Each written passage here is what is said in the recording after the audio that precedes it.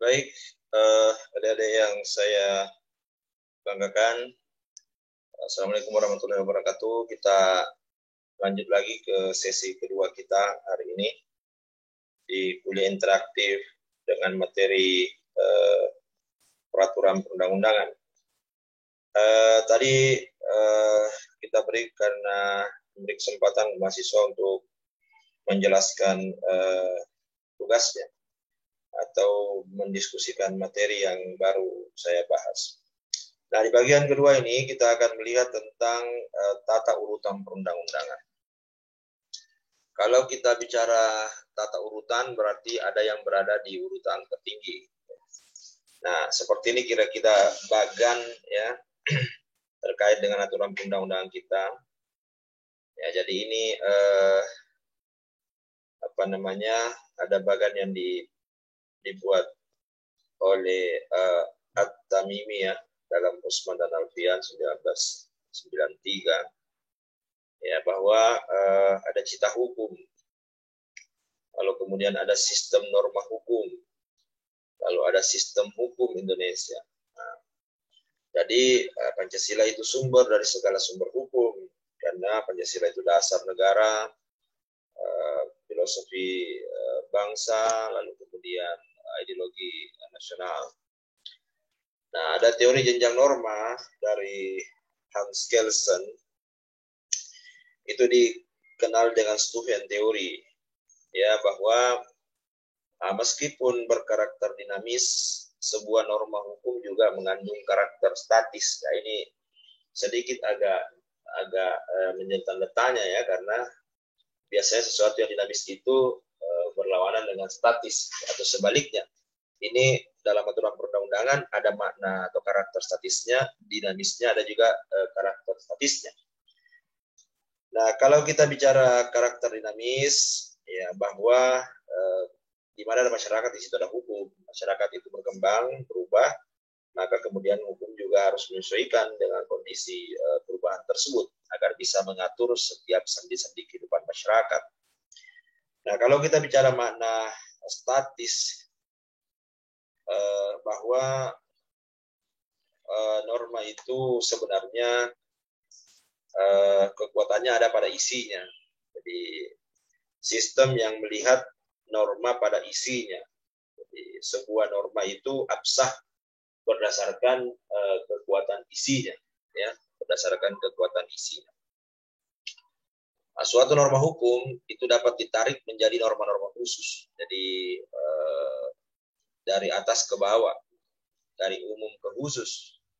Nah, isi norma yang khusus atau lebih rendah itu dapat dilacak kebenarannya pada norma yang umum atau lebih tinggi. Jadi bersumber pada norma yang lebih tinggi tingkatannya. Nah, aspek statis ini mengharuskan isi sebuah norma memiliki kesamaan dengan norma di atasnya. Tidak boleh bertentangan. Bentuknya merupakan kekhususan dari norma di atasnya yang umum. Jadi dia sebuah kekhususan. Ya, seperti kalau kita bicara aturan-aturan bernegara, ada undang-undang, lalu kemudian ada peraturan pemerintah, lalu ada peraturan presiden, sampai pada peraturan menteri atau instruksi menteri. Ya. Jadi kalau kita bicara norma statis, misalnya begini, diperbolehkannya calon independen pada sebuah pilkada, itu merupakan penjabaran dari norma umum. Di konstitusi kita, pasal 28D, ada juga di pasal 27, di mana di situ ada jaminan persamaan semua warga negara di depan hukum, termasuk di dalam mencalonkan diri untuk berkontestasi dalam sebuah pemilihan. Nah, itu kan pernah diuji materi oleh Mahkamah Konstitusi. Kemudian yang kedua adalah karakter dinamis. Jadi kalau tadi di statis itu berarti isinya. Ya, statis itu artinya bahwa ya setiap norma itu memang ada ruang lingkup materi muatannya. Ada pejabat berwenang yang menetapkannya, tidak bisa pejabat atau lembaga yang lain. Itu sebenarnya makna statis. Sementara kalau kita bicara makna dinamis, ya, di mana sistem yang melihat pada berlakunya suatu norma. Jadi pada berlakunya Makanya kan ada di situ tertulis biasanya di diktum sebuah aturan ya, bahwa apabila diketemukan kekeliruan di dalamnya, maka akan ditinjau sebagaimana mestinya. Nah, ini nih apa namanya menunjukkan bahwa ada keberlakuan, atau misalnya setelah berlakunya aturan ini, maka aturan sebelumnya tidak berlaku lagi, dinyatakan tidak berlaku lagi. Nah, itu berarti dalam konteks berlakunya suatu norma. Kemudian cara pembentukannya atau penghapusannya, nah, itu dinamis. Jadi melihat dari berlakunya, cara pembentukannya atau penghapusannya. Nah, aspek dinamis norma dasar memberikan kewenangan kepada sebuah organ untuk membentuk norma baru. Misalnya kalau Anda baca di konstitusi kita, di pasal-pasalnya itu biasa tertera ada pasal mengatakan akan diatur kemudian dalam bentuk undang-undang ya, akan terbit undang-undang mengaturnya itu. Ya, ada perintah di situ. Jadi memberikan memberikan kewenangan kepada sebuah organ untuk membentuk norma baru. Jadi kalau bicara akan dibentuk undang-undang, berarti dia memberi kewenangan kepada DPR dengan pertimbangan DPD, lalu kemudian bersama Presiden membahas rancangan undang-undang. Nah, kemudian norma yang dibuat oleh organ tersebut memberikan kewenangan kepada organ di bawahnya lagi untuk membentuk norma itu. Ya, jadi setelah undang-undang biasanya peraturan pemerintah sampai pada peraturan daerah. Ya, jadi norma dinamis itu misalnya pasal 20 ayat 2 di konstitusi kita itu kan menyatakan setiap rancangan undang-undang dibahas oleh DPR dan Presiden untuk mendapatkan persetujuan bersama. Nah, dari sini kita memahami bahwa sebuah undang-undang yang dibuat oleh DPR dan Presiden sah karena Undang-Undang Dasar menyatakan demikian. Jadi konstitusi kita yang menyatakan itu. Ya, bahwa undang-undang itu dibuat oleh dengan persetujuan bersama DPR Presiden. Tentu ada pertimbangan DPD sesuai kewenangannya. Nah, jadi boleh dikatakan begini, kalau kita mau buat kesimpulannya ya, bahwa ya norma hukum itu berjenjang-jenjang, berlapis-lapis dalam suatu hierarki tata susunan. Ya, suatu norma hukum selalu berlaku, bersumber dan berdasar pada norma hukum di atasnya, sampai pada norma tertinggi yang disebut dengan ground norm. Nah, itulah di Indonesia namanya konstitusi, Undang-Undang Dasar 1945, itulah yang menjadi norma tertinggi di Indonesia. Ya, tentu ya ia bersumber pada nilai-nilai Pancasila, nilai filosofisnya seperti yang Bung Karno sampaikan, filosofi Geronselak, ya, bahwa materi muatan aturan undang-undang itu semuanya harus kemudian mencerminkan nilai-nilai filosofis dari sila-sila Pancasila. Nah, jadi dia bersumber, berdasar pada aturan di atasnya, dan ke bawah norma hukum itu juga memberi sumber atau dasar bagi norma hukum di bawahnya. Jadi sebuah hierarki, sebuah keterhubungan, sebuah mata rantai dan tidak boleh bertentangan dengan aturan di atas. Ya. Kemudian Hans Nawiaski ini muridnya ini Hans Kelsen ya, bahwa ada 4 kelompok. Dia mengelompokkan 4 norma hukum itu. Ada norma fundamental negara, ada aturan dasar negara, ada undang-undang formal, kemudian ada aturan pelaksana dan aturan otonom. Kalau di Indonesia ini kalau saya pikir ya Pancasila itu adalah sumber hukum.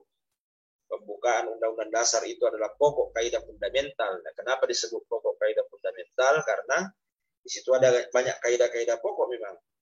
Ya, kalau kita bedah itu pembukaan ada 4 alineanya, di situ ada hal-hal yang fundamen. Ya, misalnya di situ ada pernyataan hak asasi, kemerdekaan itu hak segala bangsa. Ada cita-cita negara di alinea kedua untuk mewujudkan sebuah negara yang merdeka, bersatu, berdaulat, adil dan makmur. Lalu di alinea ketiga ada pernyataan kemerdekaan. Dengan ini bangsa Indonesia menyatakan kemerdekaannya. Nah, di alinea keempat itu banyak yang fundament di situ. Banyak fundament. Di situ ada ada tujuan negara. Di situ ada bentuk pemerintahan republik, ya. Kemudian ditegaskan juga tentang konstitusi negara, bahwa ada undang-undang dasar.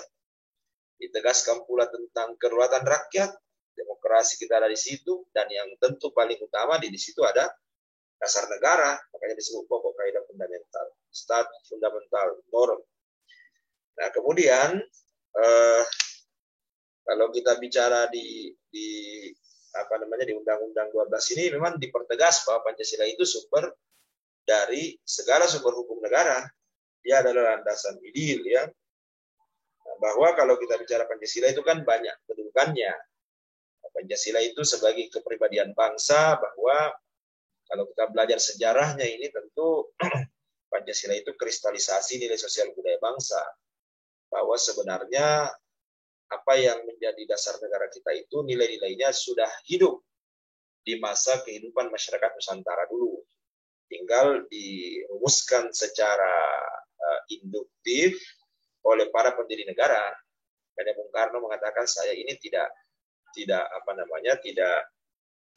membuat Pancasila, tapi menggali nilai-nilai Pancasila di buminya Nusantara ini. Kemudian ya sumber hukum, artinya nilai-nilai sila Pancasila ini dijabarkan ke seluruh peraturan hukum dan perundang-undangan. Misalnya kalau kita bicara kemanusiaan yang adil dan beradab, satu diantaranya ada di pasal 28A sampai 28J. Nah, di situ ada diatur mengenai hak asasi manusia. Nah, tentu setelah undang-undang dasar itu, konstitusi itu pasal-pasalnya, ada lagi undang-undang yang mengaturnya, Undang-Undang nomor 39 tahun 1999. Jadi itu seperti tadi, sebuah hierarki, ya. Nah, kemudian Pancasila ini pandangan hidup bangsa. Jadi dia pandangan berarti ya tujuan, konsep dasar kehidupan yang dicita-citakan. Tentu kalau kita lihat sila-sila Pancasila ini tentu berketuhanan yang Maha Esa itu adalah nilai yang utama, ya, karena dia adalah sila pertama, dasar dari seluruh sila dari 5 sila itu, 4 sila setelahnya, ya. Nah, bahwa bangsa yang berketuhanan, bangsa yang berkemanusiaan, bangsa-bangsa yang berbeda budayanya bersatu, lalu kemudian perbedaan itu duduk bersama melahirkan konsensus demokrasi dengan cara yang demokratis, ya, lalu kemudian merasakan kemakmuran bersama, kesejahteraan bersama, ya, keadilan sosial bagi seluruh rakyat Indonesia. Nah, itu sebenarnya adalah cita-cita. Jadi bukan hanya dasar sebenarnya, tapi dia juga adalah tujuan, cita-cita bangsa Indonesia. Kemudian jiwa, biasa kita mendengar istilah dia jiwa bangsa. Bicara jiwa bangsa Indonesia itu berarti kita bicara tentang semangat, ya, patriotisme bangsa yang mampu mempersatukan dalam Bhinneka Tunggal Ika, karena agama yang berbeda semua bisa tumbuh kembang karena sila pertamanya tidak ada label agama. Suku-suku yang berbeda bisa berkembang karena sila ketiganya tidak ada label suku tertentu. Jadi ya semua untuk Indonesia, walaupun ya ada yang mayoritas pemeluknya, ada yang lebih banyak jumlahnya dibanding suku-suku yang lain. Nah, artinya apa? Bahwa Pancasila sebagai sumber dari segala sumber hukum ini, ya, menempatkan Pancasila sebagai dasar dan ideologi negara sekaligus dasar filosofis. Nah, sehingga setiap materi muatan peraturan perundang-undangan itu tidak boleh bertentangan dengan nilai-nilai yang terkandung dalam Pancasila. Jadi, nah, di sini persoalannya sebenarnya. Ya, makanya, ya, ada beberapa yang telah di judicial review, di constitutional review oleh Mahkamah Konstitusi atau Mahkamah Agung. Itu untuk menjaga kemurnian konstitusi, dan konstitusi kita kan sudah diamandemen juga. Artinya bahwa konstitusi kita ini diharapkan ya betul-betul sudah menerjemahkan sila-sila Pancasila, sudah menginfiltrasi nilai-nilai Pancasila itu ke dalam. Tinggal bagaimana dalam hal yang lebih teknis mengatur kehidupan kita di ekonomi, ideologi, politik, sosial budaya, pertahanan keamanan. Nah, bagaimana kemudian aturan-aturan yang lebih khusus sifatnya itu betul-betul juga mencerminkan nilai-nilai Pancasila yang telah terinfiltrasi ke dalam konstitusi kita. Tapi kenyataannya kan banyak yang di constitutional review, banyak yang di judicial review. Nah, itu menunjukkan bahwa memang pembuat aturan itu banyak yang melanggar, tidak menyesuaikan materi muatannya dengan nilai-nilai filosofis dasar negara kita. Ya, makanya kan banyak aturan yang ditolak oleh pihak-pihak terkait ya, dengan alasan bahwa itu tidak berkeadilan, itu tidak demokratis, itu tidak manusiawi dan seterusnya. Ya, akhirnya kemudian ya tentu tidak bisa dipertanggungjawabkan kepada Tuhan Yang Maha Esa. Kemudian yang kedua adalah ya ini tadi yang saya katakan, pembukaan itu start fundamental norm. Jadi kalau kita lihat pembukaan ini ada 4 alinea, ada banyak di situ, ada dibicarakan mengenai tujuan, cita-cita, dan tentu dasar negara. Sehingga fundament, makanya ini disetujui tidak di amandemen, tidak ada yang berani amandemen. Karena kalau di amandemen ya bisa jadi membubarkan negara ya, karena itu hal-hal yang fundament ada di situ, di alinea aja. Kemudian selanjutnya adalah konstitusi. Ya, inilah yang disebut dengan hukum tertinggi, ya, hukum tertinggi. Kenapa disebut hukum tertinggi? Karena ya konstitusi itu adalah identitas instrumental yang menginstrumen itu identitas fundament kita. Identitas fundament kita kan Pancasila sebagai dasar negara. Nah, kalau kita bicara konstitusi ini sebenarnya konstitusi itu bisa luas cakupannya. Ada yang tertulis, ada yang tidak tertulis, ya. Semua norma hukum itu konstitusi. Tapi kalau dilihat secara sempit, ya konstitusi itu hukum dasar, piagam dasar sebuah negara. Yang di Indonesia adalah Undang-Undang Dasar 1945. Nah, kenapa ada konstitusi? Saya pikir konstitusi itu konsekuensi dari lahirnya negara. Kenapa? Karena kalau kemudian kita lihat teori lahirnya negara itu kan ada teori kontrak sosial ya, teori perjanjian masyarakat. Bahwa yang mau buat negara itu kan bangsa, rakyat. Kenapa? Karena dia ingin sebuah wadah untuk mencapai tujuannya. Nah, tapi menurut John Locke, Hobbes, dan Rousseau mengatakan bahwa ya setelah badan-badan lembaga-lembaga itu dibentuk, dia tidak boleh berlaku sewenang-wenang. Tidak boleh kekuasaannya tak terbatas, harus dibatasi. Apa yang membatasi? Ya, konstitusi. Jadi konstitusi itulah yang membatasi dan mengawasi kekuasaan, melegitimasi kekuasaan. Ya, Lord Acton mengatakan power tend to corrupt. Kekuasaan itu cenderung diselewengkan. Makanya ya perlu dibatasi dan diawasi. Setiap negara saya pikir punya itu, cuma memang istilahnya berbeda-beda. Ya, ada constitutio, ada constitution, ya. Bahwa kemudian walaupun negara itu sebenarnya negara yang monarki, ya, ada rajanya, ada ratunya dan seterusnya, itu tetap dia memiliki konstitusi negara dan ada yang menjalankan pemerintahannya, ya, ada kepala pemerintahannya. Biasanya raja, ratu, ya, sultan itu adalah kepala negara, lambang negara. Nah, kemudian kalau kita lihat definisinya, ya, definisi konstitusi itu, ya, misalnya Lord James mengatakan bahwa konstitusi itu suatu kerangka negara yang diorganisasikan melalui dan dengan hukum, yang menetapkan lembaga-lembaga yang tetap dengan mengakui fungsi-fungsi dan hak-haknya. Kenapa ada eksekutif, legislatif, yudikatif, dan lembaga-lembaga lain? Ya, karena pasca amandemen itu kan kekuasaan negara menjadi 6. Ada kekuasaan konstitutif, ada kekuasaan legislatif, yudikatif, eksekutif, ada kekuasaan eksaminatif, kemudian ada kekuasaan moneter, ya. Nah, itu semua yang kemudian menunjukkan adanya balance of power, ada distribution of power. Nah, Strong melihat bahwa di dalam konstitusi itu ada asas-asas. Ya, ada pola hubungan antara negara dengan warga negara di situ. Ada hal yang diatur terkait kelembagaan negara. Tentu ini bisa berubah. Kenapa dia bisa berubah? Ya, karena masyarakat bisa saja mengalami perubahan. Tentu berharap bahwa konstitusi itu tidak sering berubah, karena konstitusi itu seharusnya mengatur hal yang fundament, hal yang umum, yang biasanya fluktuatif itu adalah aturan di bawahnya, misalnya undang-undang. Karena tentu proses perubahannya juga tidak membutuhkan proses yang seperti merubah konstitusi, ya. Jadi kalau mau disimpulkan itu bahwa ya kalau kita bicara konstitusi itu hukum dasar sebuah negara yang mengatur tentang sistem ketatanegaraan negara itu.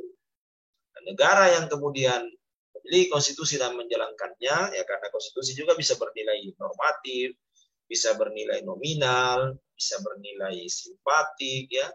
Dan tentu diharapkan dia bernilai normatif, bahwa seluruh aturannya itu dilaksanakan secara murni dan konsekuen. Bukan karena kepentingan tertentu, atau bukan dijadikan sebagai pajangan belaka. Negara yang menggunakan konstitusinya, itulah negara yang kemudian disebut konstitusionalisme. Ya, ada pembatasan kekuasaan dan jaminan terhadap hak-hak rakyat melalui konstitusi. Iya. Nah, kita ambil contoh misalnya ya, kalau bicara di Indonesia pasca reformasi, ini kan dibagi, kedaulatan itu berada di tangan rakyat dan dilaksanakan menurut Undang-Undang Dasar, itu versi amandemen ketiga di pasal 1 ayat 2 ini. Nah, bagaimana kekuasaan itu dijalankan menurut Undang-Undang Dasar? Ya, ada kekuasaan membentuk undang-undang di DPR, ada kekuasaan pemerintahan di Presiden, ada kekuasaan kehakiman di lembaga-lembaga seperti Mahkamah Agung, Mahkamah Konstitusi, dan lembaga penegak hukum dan keadilan lainnya. Itu artinya bahwa ada pembagian kekuasaan. Ada pembagian kekuasaan. Kemudian, ya untuk memilih presiden, wakil presiden, anggota DPR, DPRD, dan DPD itu lewat pemilu. Pemilu itulah yang kemudian menjadi mekanisme di dalam menentukan anggota-anggota dari DPR itu, DPD, dan DPRD juga untuk memilih presiden dan wakil presiden. Ada pemilu. Nah, itulah melegitimasi kekuasaan itu. Kenapa bisa Pak Jokowi disebut presiden? Karena dia melewati tahapan pemilihan presiden dan ditetapkan oleh MPR sebagai presiden setelah kemudian lewat proses perhitungan suara di KPU. Nah, yang lain misalnya kita bicara tentang ini, bahwa ada pengawasan, jadi bukan hanya kekuasaan itu dibatasi, dibagi, bukan, tapi juga diawasi. Nah, di sini dikatakan bahwa presiden itu masa jabatannya 1 kali, masa jabatan setelah masa jabatan pertamanya berarti 2 kali. Nah, itu bisa berturut-turut, bisa tidak berturut-turut, gitu ya. Nah, kemudian kalau bicara pernyataan perang, ya, dan seterusnya itu harus persetujuan DPR. Kalau kemudian bicara gerasi, rehabilitasi harus dengan pertimbangan Mahkamah Agung. Jadi ada kekuasaan itu tidak bertumpuk pada satu lembaga negara, ya, satu organisasi negara. Nah, sama juga ini, ya, bahwa APBN dan seterusnya itu diawasi, diperiksa oleh pertanggungjawabannya oleh BPK. Nanti di mata kuliah ekonomi pemerintahan lah kita lihat itu, ya. Kemudian selanjutnya, nah ini bicara konstitusi kita, Undang-Undang Dasar dalam hierarki aturan perundang-undangan itu dia mengalami dinamika tentu. Dalam hidup bernegara kita pernah memberlakukan konstitusi RIS, kita pernah memberlakukan konstitusi Undang-Undang Dasar sementara 1950, lalu kemudian dekret presiden mengembalikan konstitusi Undang-Undang Dasar 1945 yang disahkan oleh PPKI. Di masa reformasi ada amandemen. Amandemen itu sebenarnya bukan hal yang tabu, karena itu tadi memang ya, aturan perundang-undangan itu memiliki karakter dinamis, karena untuk mengatur masyarakat perubahan yang terjadi harus direspon dengan hukum yang tepat dan tegas. Makanya kalau kita lihat amandemen ini memang sedikit berbeda. Pasca amandemen itu juga ada perubahan di pasal 37 terkait amandemen, ya, bahwa dulu itu bisa sekali setahun diadakan amandemen pada saat sidang tahunan. Ini tidak bisa.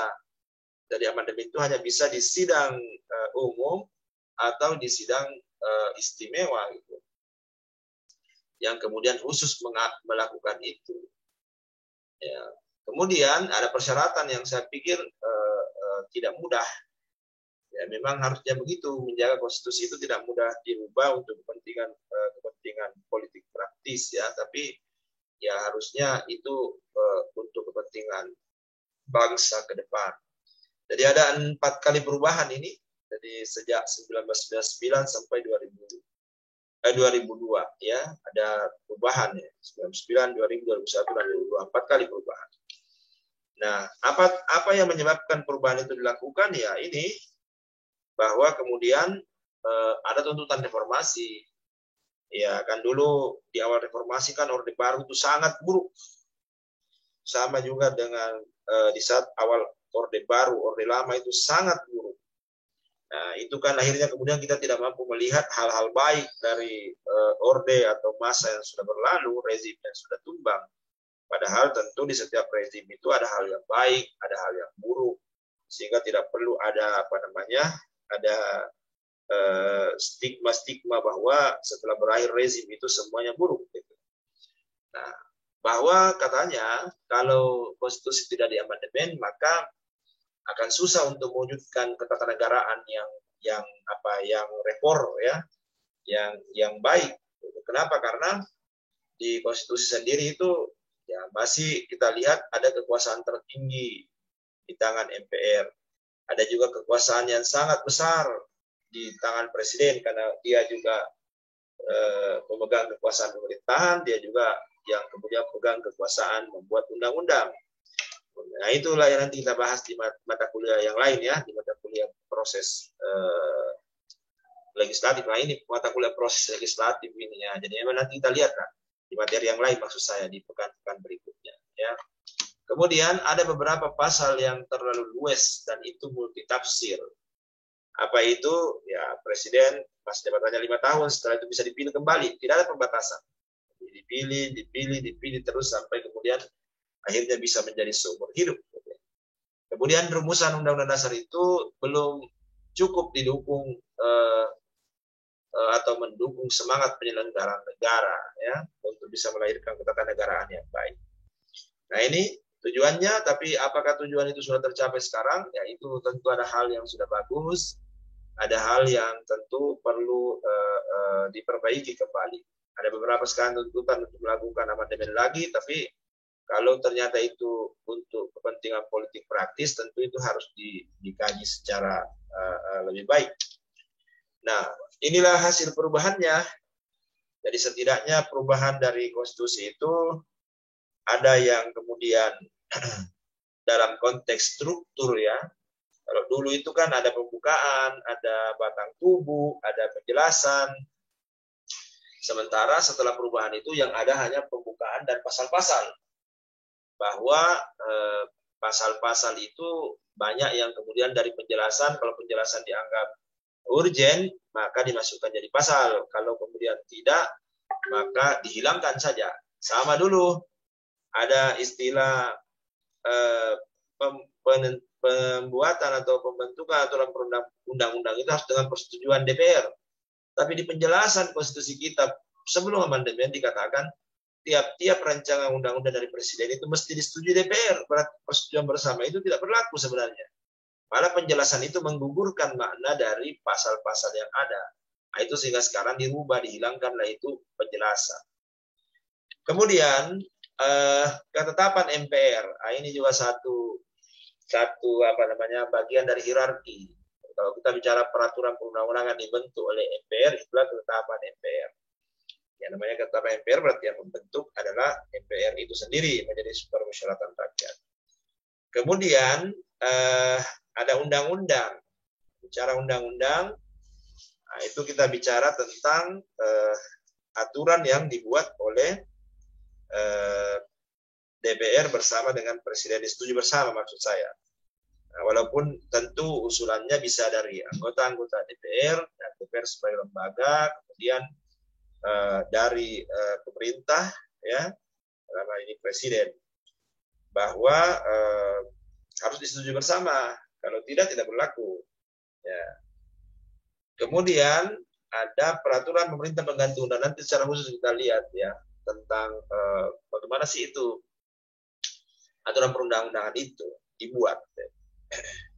Kemudian ada peraturan pemerintah pengganti undang-undang ini sama setara dengan undang-undang dalam hierarki, tidak berpisah seperti ketetapan MPR sebelumnya yang mengatur tentang hierarki aturan perundang-undangan.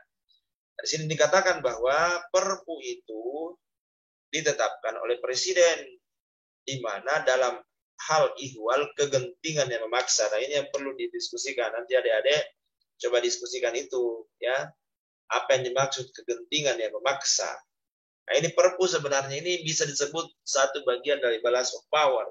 Karena kekuasaan membentuk undang-undang di DPR, tapi Presiden bisa membuat Perpu dalam keadaan kegentingan yang memaksa, ya. Nah, tapi ya ini Perpu itu 1 tahun masa berlakunya, ya, karena di masa sidang berikutnya itu mesti ya dibicarakan bersama dengan DPR apakah itu akhirnya ditetapkan menjadi undang-undang atau kemudian dicabut kalau DPR tidak setuju, ya. Tapi setidaknya dia bisa memberi formula menyelesaikan kegentingan memaksa, ya. Jadi ini seperti P3K, ya. Nanti didiskusikan lebih jauh mengenai itu. Kemudian selanjutnya adalah peraturan pemerintah. Nah, ini kalau bicara peraturan pemerintah berarti pemerintah yang membuat. Ya, pemerintah itu eksekutif, ya. Jadi peraturan perundang-undangan yang ditetapkan oleh Presiden untuk menjalankan undang-undang. Jadi ada perintah dari undang-undang untuk membuat peraturan pemerintahnya atau untuk menjalankan undang-undang itu dibuat peraturan pemerintah. Nah, kalau kita bicara peraturan pemerintah ini kan disusun dalam program program penyusunan peraturan pemerintah, ya. Ada program penyusunannya, di mana tentu memuat daftar judul, pokok materi, muatan dari rancangan peraturan pemerintah. Ditetapkan dalam jangka waktu 1 tahun, dikoordinir oleh Menteri di bidang hukum dan HAM, Pak Yasona Lauli kalau sekarang. Lalu ditetapkan dengan keputusan Presiden, Kepres, ya. Kemudian rancangan peraturan pemerintah ini berasal dari kementerian dan atau lembaga pemerintah non kementerian sesuai dengan bidang tugasnya, ya. Jadi yang mengusulkan ini kementerian, bukan kementerian, ya. Kemudian ada peraturan presiden. Nah, ini peraturan presiden itu adalah peraturan perundang-undangan yang ditetapkan oleh presiden, ya, untuk menjalankan perintah peraturan perundang-undangan yang lebih tinggi. Jadi bagaimana peraturan perundang-undangan lebih tinggi itu ada peraturan presiden bisa, atau dalam menyelenggarakan kekuasaan pemerintahan. Jadi dalam menyelenggarakan kekuasaan pemerintahan, ya presiden bisa membuat peraturan presiden. Kemudian nah ini kan ada istilah-istilah yang berbeda, ya. Dulu itu ada kan penpres, ada istilah perpres, ada inpres, ya. Atau kita semua ini ada kalau kemudian kita bicara kita bicara sekolah dulu ada sekolah SD, sekolah impres, ya. Jadi kalau bicara sifatnya itu perpres itu mengatur, kalau penpres itu menetapkan, kalau perpres itu mengikat umum, kalau penpres itu bisa individual, nyata, sekali selesai, tidak mengikat umum. Sementara kalau bicara inpres, itu instruksi, ya, jadi perintah atasan ke bawahan, tidak dapat mengikat secara umum. Jadi ya itu perbedaannya. Selanjutnya peraturan daerah. Nah, ini juga nanti kita bahas tersendiri karena ada bekan tersendirinya. Nah, peraturan daerah provinsi adalah peraturan perundang-undangan yang dibentuk oleh DPRD provinsi dengan persetujuan gubernur. Sama juga misalnya bicara peraturan daerah kabupaten kota, itu dibentuk oleh DPRD kabupaten kota dengan persetujuan bersama bupati wali kota, tapi itu tidak cukup. Itu tidak cukup, ada mekanisme untuk itu. Karena sekarang ini ada istilah nomor registrasi, tapi itu bukan sekedar ngambil nomor seperti nomor surat kalau di kantor, tidak. Tapi di situ ada makna evaluasi, makna kehati-hatian agar aturan yang dibuat ini di tingkat kabupaten, kota, provinsi itu ya sejalan dengan aturan lebih tinggi. Jadi kalau bicara kabupaten kota, nomor registrasinya oleh gubernur sebagai wakil pemerintah pusat. Dan gubernur ini bukan hanya sebagai kepala daerah, tapi dia juga wakil pemerintah pusat di daerah. Lalu kalau provinsi yang kasih adalah Menteri Dalam Negeri atas nama Presiden. Nah, aturan-aturan lain, kan ini kalau kita lihat di hierarki tadi kan terbatas ya. Nah, aturan-aturan lain itu yang ditetapkan oleh lembaga seperti MPR, DPR, DPD, Mahkamah Agung, dan seterusnya itu, nah, kepala desa sekalipun, nah, itu diakui keberadaannya dan mempunyai kekuatan hukum mengikat sepanjang diperintahkan oleh peraturan yang lebih tinggi atau dibentuk berdasarkan kewenangannya. Ya, itu jadi tidak mesti bahwa hanya yang ada di hierarki itu sebuah aturan perundang-undangan. Tapi yang lain juga tetap mempunyai kekuatan hukum mengikat sepanjang diperintahkan oleh peraturan perundang-undangan lebih tinggi atau dibentuk berdasarkan kewenangannya. Nah, bagaimana kalau ada aturan yang bertentangan? Nah, ada amandemen tadi. Amandemen itu domainnya MPR. Kalau kemudian konstitusi kita dianggap tidak sejalan dengan dengan dasar negara, ada hal yang sudah tidak relevan lagi, maka bisa diamandemen oleh MPR.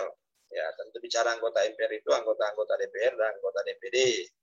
Bagaimana kalau misalnya undang-undang dasar itu ada yang bertentangan dengan apa? Undang-undang itu perpu yang menjadi undang-undang, tapi MPR itu bertentangan dengan undang-undang dasar, maka ada namanya constitutional review. Siapa melakukan? Ya, Mahkamah Konstitusi. Sementara kalau aturan di bawah undang-undang bertentangan dengan undang-undang, maka disebut judicial review. Siapa yang melakukannya? Mahkamah Agung. Nah, itu ada dalam undang-undang. Ada undang-undang Mahkamah Agung, ada undang-undang Mahkamah Konstitusi mengatur itu. Di konstitusi juga diatur. Diatur tentang kewenangannya, ya. Bahwa kemudian bisa melakukan pengujian terhadap undang-undang undang-undang terhadap undang-undang dasar. Kemudian ada Mahkamah Agung yang menguji undang-undang di bawah undang-undang terhadap undang-undang, ya. Itu ada di Undang-Undang Nomor 5 2024. Dan juga diatur dalam konstitusi kita tentang kekuasaan kehakiman itu. Baik, saya pikir itu penjelasan saya di babak kedua. Jadi kita dua babak ini adik-adik. Saya kasih lagi kesempatan untuk kemudian bisa mendiskusikan hal-hal yang saya jelaskan atau memberi tanggapan. Tapi yang utama ya Anda juga menjelaskan secara singkat intisari tugasnya, karena ada tugas terkait dengan ini sebelumnya. Ada tugas mandiri yang seharusnya Anda baca sebelumnya. Baik, untuk sementara kita akhiri ini penjelasan saya, tapi akan dilanjutkan dengan umpan balik dari mahasiswa. Ya, memang begitulah hakikat kita belajar ya, bahwa itu namanya umpan balik kalau ada diskusi, ya. Kalau monolog satu arah itu enggak interaktif namanya. Oke, adik-adik, baik. Terima kasih. Alhamdulillahirabbil alamin. Assalamualaikum warahmatullahi wabarakatuh.